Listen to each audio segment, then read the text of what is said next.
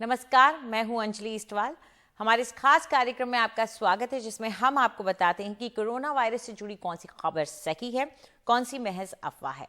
America में corona के मामलों में तेजी देखने को मिल रही है एक बार फिर से, और इसके पीछे वजह मानी जा रही है अत्यधिक संक्रामक डेल्टा वेरिएंट, जो कि देश भर में फैलता जा रहा है। अमेरिका में मरीजों की संख्या लगातार तेजी से बढ़ रही है और इस वजह से अस्पतालों में अब बेड की भी कमी दिखने लगी है। हालांकि वहां पर टीकाकरण काफी जोर शोर से किया गया था, लेकिन इसके बावजूद वहां ब्रेक थ्रू इन्फेक्शन भी दिख रहे हैं। वहां पर सरकार इसे कंट्रोल करने में जुटी है, लेकिन डेल्टा वेरिएंट मुश्किलें बढ़ा रहा है अमेरिका की। अमेरिका में डेल्टा प्लस वेरिएंट भी पहुंच चुका है। ये सब आखिर कैसी स्थिति पैदा कर रहा है, वहां क्या हो रहा है, इस पर चर्चा करने के लिए हमारे साथ जुड़ रहे हैं डॉक्टर निश्चय मिश्रा, जो कि एक वायरोलॉजिस्ट हैं, मोलिकुलर बायोलॉजिस्ट हैं और कोलंबिया यूनिवर्सिटी में पढ़ाते हैं। न्यूयॉर्क से हमारे साथ वो जुड़ रहे हैं। डॉक्टर मिश्रा, इस वक्त जो स्थिति है वो कैसी है, खास तौर पर इसलिए क्योंकि वहां पर डेल्टा वेरिएंट भी है, तो कैसी स्थिति है वहां पर, नंबर्स कैसे हैं? सिर्फ डेल्टा वेरिएंट को फोकस नहीं करना। इस ओवरऑल वायरस तो हमेशा इवॉल्व होता जा रहा है, नए वेरिएंट्स भी आ रहे हैं। लैम्डा भी एक चिंता का विषय है अभी यहाँ पर। ओवरऑल जो प्रॉब्लम आ रही है वो अभी यहाँ पर कि या फिर उसको सही से प्रोजेक्ट नहीं किया जा पा रहा है कि ब्रेक थ्रू इन्फेक्शंस बढ़ रहे हैं।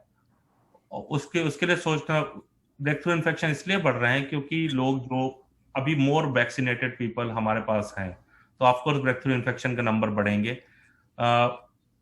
कम चिंता का विषय ये है अभी तक कि जितने भी ब्रेक थ्रू इन्फेक्शन है मोस्टली वो हॉस्पिटल नहीं जा रहे हैं, बहुत सीवियर इलनेस उनको नहीं हो रहा है। दे 1 या 2 या 3 या 4 दिन में वो लोग अपने आप रिकवर हो जा रहे हैं, जिनको वैक्सीन पहले से लगी हुई है। तो इसीलिए अभी इतना, हाँ, केसेस नंबर बढ़ रहे हैं। और जैसे कि पूरी दुनिया में 95% केसेस जो भी रिपोर्ट हो रहे हैं हर दिन में, वो डेल्टा वेरिएंट के हैं। जैसा कि अब लास्ट ईयर अगर आप याद करेंगे, जनवरी फरवरी में या फिर दिसंबर तक में 90% ऑफ केस अल्फा वेरिएंट के हो गए थे। तो अल्फा वेरिएंट को टोटली डेल्टा वेरिएंट ने रिप्लेस कर दिया है। बिल्कुल। एक चिंता और जो थी, पहले कह रहे थे कि बच्चों पे ज्यादा असर कोरोना वायरस का नहीं हो रहा है, लेकिन जो खबरें अभी आ रही हैं वो ये है कि अमेरिका में ज्यादा बच्चे इस बार की वेव में अस्पताल में पहुंच रहे हैं, तो क्या उन पे ज्यादा असर हो रहा है?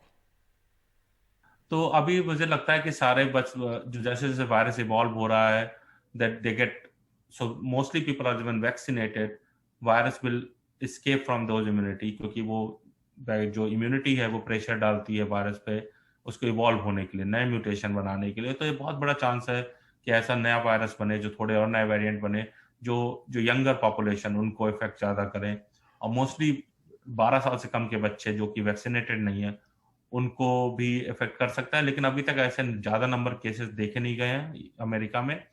स्कूल्स खुलने वाले हैं बहुत जल्दी, और बहुत लार्ज स्केल टेस्टिंग प्रोग्राम चल रहे हैं थ्रू आउट द अमेरिका, जहां पर बच्चों को पहले से टेस्ट किया जा रहा है अगर वो पॉजिटिव है या नहीं है। ना कि बच्चों को, स्कूल टीचर्स को और स्टाफ को, सबको टेस्ट किया जा रहा है उस रिस्क को कम करने के लिए।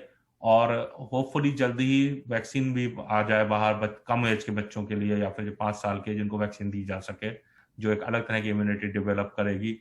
जी, शुक्रिया हमसे बात करने के लिए। बहुत अहम हो जाता है ये जानना कि बच्चों पर आखिर इसका क्या असर हो सकता है, और यही चर्चा हम करने वाले हैं। डॉक्टर एरिक फीगल्डिंग हमारे साथ जुड़ गए हैं, जो कि महामारी विशेषज्ञ हैं, स्वास्थ्य अर्थशास्त्री भी हैं। बहुत बहुत शुक्रिया डॉक्टर एरिक फीगल्डिंग हमारे साथ जुड़ने के लिए। पहले तो ये जानना चाहेंगे कि अब जो डेटा हमारे पास आ रहा है उसके मुताबिक क्या ये पक्का हो गया है कि डेल्टा वेरिएंट वाकई में ज्यादा खतरनाक है, और शायद भारत में जो तबाही मची सेकेंड वेव में, शायद वो इसी वजह से रही हो? Yeah, we have these studies now. We didn't back when Delta variant first surged in India, but now we do. अब इस पर जानकारी नहीं है, तब नहीं थी जब डेल्टा वेरिएंट की भारत में मामले बढ़ रहे थे।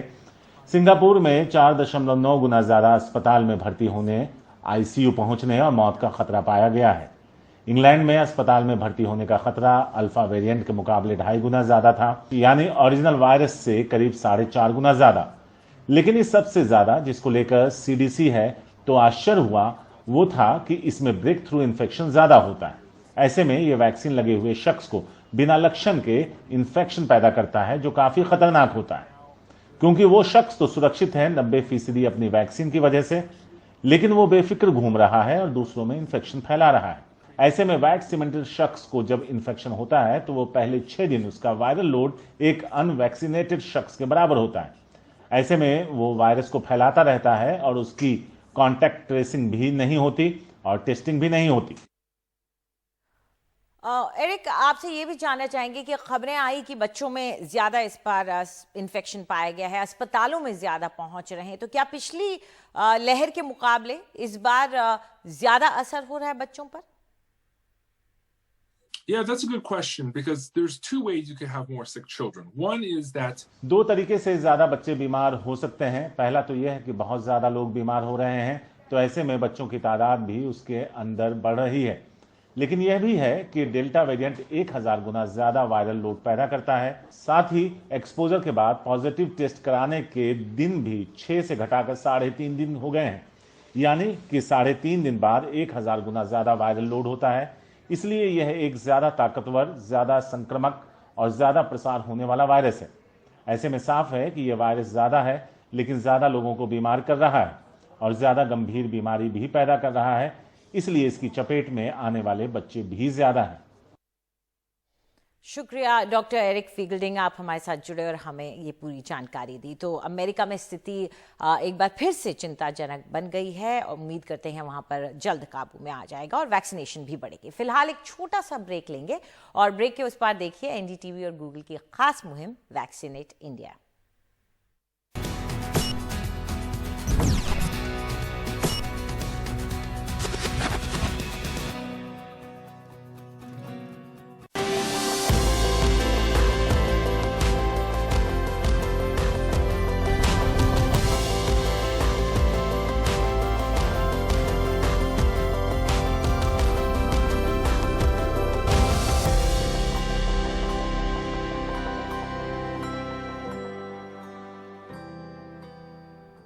एनडीटीवी और गूगल की खास मुहिम वैक्सीनेट इंडिया में आपका स्वागत है।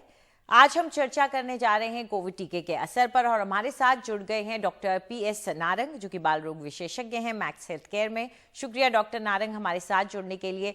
कोविड टीके को लेकर कई लोगों में असमंजस रहता है, लेकिन सबसे पहले तो ये आश्वासन लोगों के लिए कि ये असरदार है, इसके लिए आप क्या बताना चाहेंगे? कितना असरदार है ये टीका, क्या असर होता है इसका?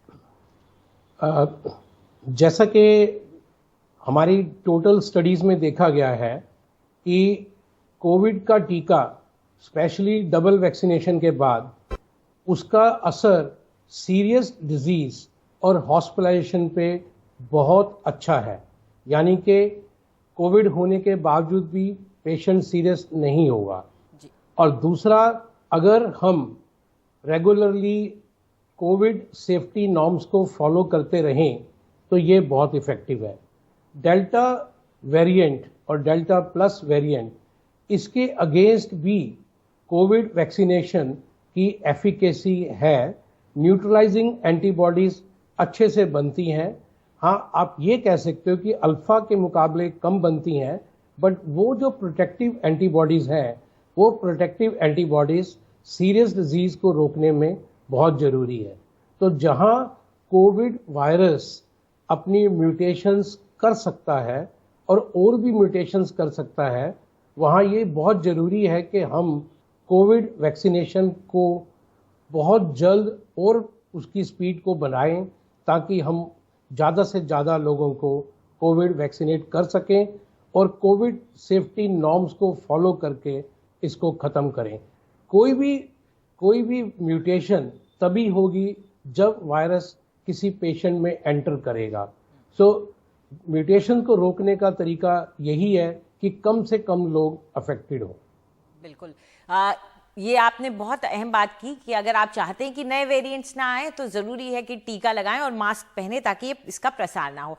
डॉक्टर, रियल वर्ल्ड डेटा हमारे पास अब आ चुका है डेल्टा वेरिएंट को लेकर के, क्योंकि यूके में देख लें, अमेरिका में देख लें, सिंगापुर में देख लें, यहाँ सब डेल्टा पहुंचा वैक्सीनेशन के बाद, और हमें दिखा, जैसे आपने कहा, कि ब्रेक थ्रू इन्फेक्शन भले ही हुआ हो, इन्फेक्शन भले ही हुआ, लेकिन उससे कोई 90% आपको सुरक्षा मिल जाती है अस्पताल जाने से, गंभीर बीमारी होने से या मौत से, लेकिन प्रसार फिर भी होता है। आप एक शख्स दूसरे शख्स को दे सकता है अगर उसने वैक्सीनेशन लगाया हुआ है उसके बावजूद, इसलिए शायद मास्क जरूरी हो जाता है। तो क्यों मास्क जरूरी है? अगर मैंने दोनों डोज ले लिए हैं तो फिर क्यों जरूरी है? ओके, देखिए, ऐसा है कि हमारे अराउंड एसिम्टोमेटिक केसेस भी हैं और माइल्ड सिम्टम वाले भी हैं।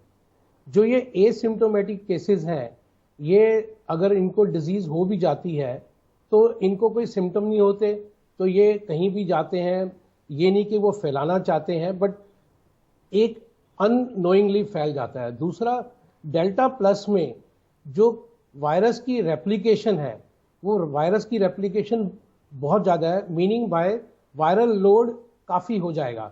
सो एसिम्टोमेटिक आगे ना फैलाएं, इसके लिए मास्क पहनना जरूरी है अगर आप वैक्सीनेट हो भी चुके हो। बिकॉज अगर आप वैक्सीनेट हो भी चुके हो तो मास्क पहनेंगे तो आपको कोरोना से तो बचाव होगा भी, बाकी भी फ्लू वायरसेस और बाकी भी दूसरे वायरसेस, उनसे भी बचाव होगा। और मैं अगर बोलूं कि अगर हम सभी मास्क और हाइजीन और कोविड सेफ्टी नॉर्म फॉलो करें तो हम ट्यूबरक्लोसिस जैसी भयानक बीमारियों को भी बचा सकते हैं। बिल्कुल।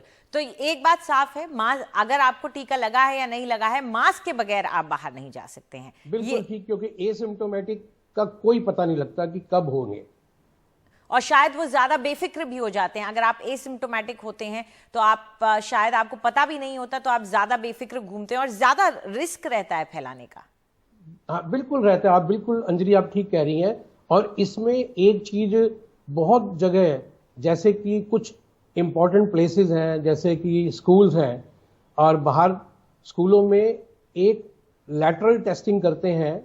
लैटरल टेस्टिंग का मतलब होता है कि चाहे आपको सिम्टम है या नहीं है, तो भी जो स्कूल के मेन टीचर्स हैं वो हफ्ते में 2 बारी अपनी टेस्टिंग करते हैं ताकि एसिम्टोमेटिक वाले भी जल्द से जल्द पकड़े जाएं। ये बहुत ही सेफ्टी नॉर्म है, ये बहुत बड़ा। बिल्कुल। तो बहुत अहम बात आपने बताई डॉक्टर, हमारे साथ जुड़ने के लिए बहुत बहुत शुक्रिया आपका। तो ध्यान रखें इस बात का कि अगर आपने दोनों टीके, दोनों डोज लगवा भी लिए हैं, फिर भी आप किसी दूसरे को ये बीमारी दे सकते हैं, ये इन्फेक्शन दे सकते हैं, इसलिए मास्क जरूर पहने और अपने आसपास सबको मास्क लगाने के लिए कहें। फिलहाल इतना ही, नमस्कार।